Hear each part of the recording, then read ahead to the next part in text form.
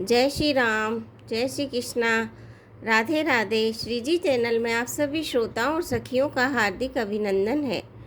कल हमने जाना था कि माता सीता और माता कौशल्या को तो पता चल ही जाता है कि प्रभु श्री राम जो है वन जा रहे हैं। इसके बाद में माता सुमित्रा और उनके छोटे भाई लक्ष्मण जी को भी जब पता चलता है कि मेरे बड़े भैया और माता सीता जो है माता सीता वन जा रहे हैं, तो दोनों को वन जाते देखकर वो भी बोलते हैं कि भैया और भाभी, मैं भी आपके साथ वन को चलूँगा। आगे चलते हैं। मातु चरण सिरुनाई चले, तुरत संकित हृदय, बागुरु विषम तोराई मनऊ, भाग मृगु भाग बस, सियापति रामचंद्र की जय। माता के चरणों में सिर नवाकर हृदय में डरते हुए कि अब भी कोई विघ्न न आ जाए, लक्ष्मण जी तुरंत इस तरह से चल दिए जैसे सौभाग्यवश कोई हिरन कठिन फंदे को तोड़ाकर भाग निकला हो। लक्ष्मण जी वहाँ गए। श्रीनाथ, जानकी जी और नाथ थे और प्रिया का साथ पाकर मन में बड़े ही प्रसन्न हुए। श्री राम जी और सीता जी के सुंदर चरणों की वंदना करके वे उनके साथ चले और राजभवन में आए। नगर के स्त्री पुरुष आपस में बात कर रहे हैं कि विधाता ने खूब बनाकर बात बिगाड़ी। उनके शरीर दुबले, मन दुखी और मुख उदास हो रहे हैं। वे ऐसे व्याकुल हैं जैसे शहद छीन लिए जाने पर शहद की मक्खियाँ व्याकुल हो जाती हैं। सब हाथ मल रहे हैं और सिर धूनकर पीट पीट कर पछता रहे हैं, मानो बिना पंख के पक्षी व्याकुल हो रहे हैं। राजद्वार पर बड़ी भीड़ हो रही है। अपार विषाद का वर्णन ही नहीं किया जा सकता। श्री रामचंद्र जी पधारे हैं, ये प्रिय वचन कहकर मंत्री ने राजा को उठाया बैठाया। सीता सहित दोनों पुत्रों को वन के लिए तैयार देखकर राजा बहुत व्याकुल हुए। सीता सहित दोनों सुंदर पुत्रों को देख देख कर राजा कुलाते हैं और स्नेहवश बार बार उन्हें हृदय से लगाते हैं। उनका हृदय भर आता है, आँखों से एकदम आंसू निकलने पर लगते हैं। राजा व्याकुल है, कुछ बोल नहीं पाते हैं। हृदय में शोक से उत्पन्न हुआ भयानक संताप है। तब रघुकुल के वीर श्री रामचंद्र जी ने अत्यंत प्रेम से चरणों में सिर नवाकर उठाकर विदा मांगी। हे पिताजी, मुझे आशीर्वाद और आज्ञा दीजिए। हर्ष के समय आप शोक क्यों कर रहे हैं? हे तात, प्रिय के प्रेमवश प्रमाद कर्तव्य कर्म में त्रुटि करने से जगत में यश जाता रहेगा और निंदा होगी।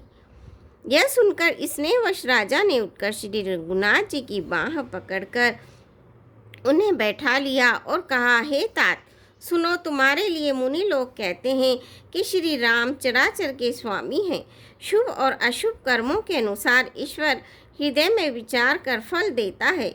जो कर्म करता है वही फल पाता है, ऐसी वेद की नीति है। यह सब कोई कहते हैं, किंतु इस अवसर पर तो इसके विपरीत हो रहा है। अपराध तो कोई और ही कर रहा है और उसके फल का कोई भोग कोई और ही पा रहा है। भगवान की लीला बड़ी ही विचित्र है, उसे जानने योग्य जगत में कौन है।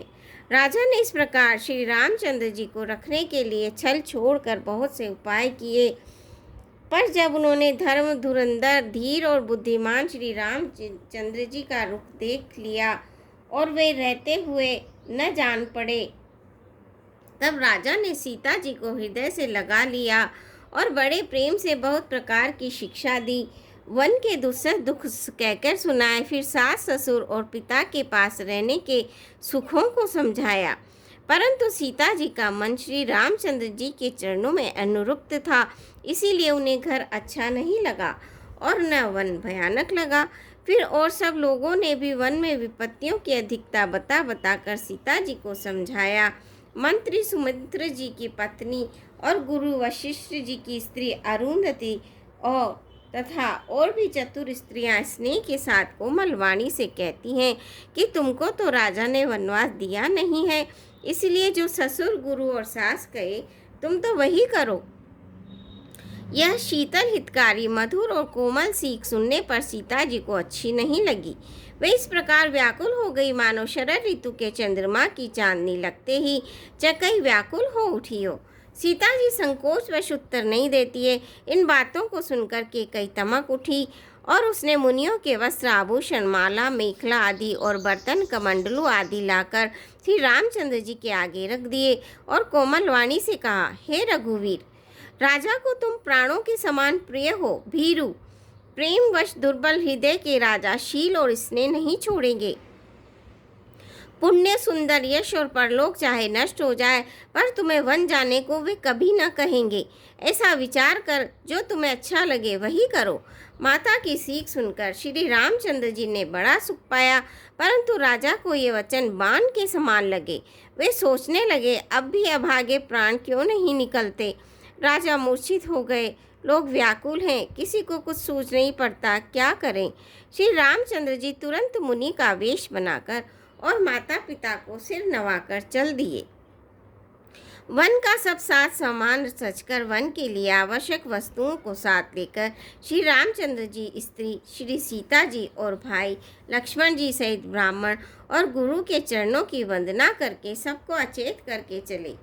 राजमहल से निकलकर श्री रामचंद्र जी वशिष्ठ के दरवाजे पर जा खड़े हुए और देखा कि सब लोग विरह की अग्नि में जल रहे हैं। उन्होंने प्रिय वचन कहकर सबको समझाया। फिर श्री रामचंद्र जी ने ब्राह्मणों की मंडली को बुलाया। गुरुजी से कहकर उन सबको वर्ष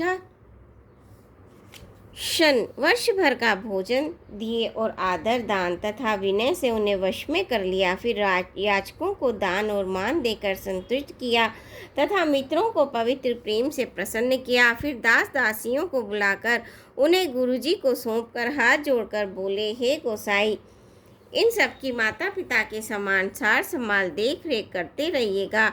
श्री रामचंद्र जी बार बार दोनों हाथ जोड़कर सबसे कोमल वाणी कहते हैं कि मेरा सब प्रकार से हितकारी मित्र वही होगा जिसकी चेष्टा से महाराज सुखी रहें। हे परम चतुरपुरवासी सज्जनों, आप लोग सब वही उपाय कीजिएगा जिससे मेरा सब माताएं मेरे विरह के दुख से दुखी न हो। इस प्रकार श्री रामचंद्र जी ने सबको समझाया और हर्षित होकर गुरु जी के चरण कमलों में सिर नवाया। फिर गणेश जी, पार्वती जी और कैलाशपति महादेव को मानकर तथा आशीर्वाद पाकर श्री रघुनाथ जी चले। श्री राम जी के चलते ही बड़ा भारी विषाद हो गया। नगर का आर्तनाद, हाहाकार सुना नहीं जाता। लंका में बुरे शकुन होने लगे। अयोध्या में अत्यंत शोक छा गया और देवलोक में सब हर्ष और विषाद दोनों के वश हो गए। हर्ष इस बात का था कि अब राक्षसों का नाश होगा और विषाद अयोध्या वासियों के शोक के कारण था। मूर्छा दूर हुई तब राजा जागे और सुमंत्र को बुलाकर ऐसा कहने लगे, श्री राम वन को चले गए पर मेरे प्राण नहीं जा रहे हैं। न जाने ही किस सुख के लिए शरीर में टिक रहे हैं। इससे अधिक बलवती और कौन सी व्यथा होगी जिस दुख को पाकर प्राण शरीर को छोड़ेंगे। फिर धीरज धरकर राजा ने कहा, हे सखा, तुम रथ लेकर श्री राम के साथ जाओ। अत्यंत सुकुमार दोनों कुमारों को और सुकुमारी जानकी को रथ में चढ़ाकर वन दिखलाकर 4 दिन के बाद लौट आना। यदि धैर्यवान दोनों भाई न लौटे, क्योंकि रघुनाथ जी प्रण के सच्चे और दृढ़ता से नियम का पालन करने वाले हैं, तो तुम हाथ जोड़कर विनती करना कि हे प्रभु, जनक कुमारी सीता जी को तो लौटा दीजिए। जब सीता वन को देखकर डरे तब मौका पाकर मेरी यह सीख उनसे कहना कि तुम्हारे सास और ससुर ने ऐसा संदेश कहा है कि हे पुत्री, तुम लौट चलो, वन में बहुत कलेश हैं। कभी पिता के घर, कभी ससुराल, जहाँ तुम्हारी इच्छा हो वहीं रहना। इस प्रकार तुम बहुत से उपाय करना। यदि सीता जी लौट आए तो मेरे प्राणों को सहारा हो जाएगा, नहीं तो अंत में मेरा मरण ही होगा। विधाता के विपरीत होने पर कुछ वश नहीं चलता।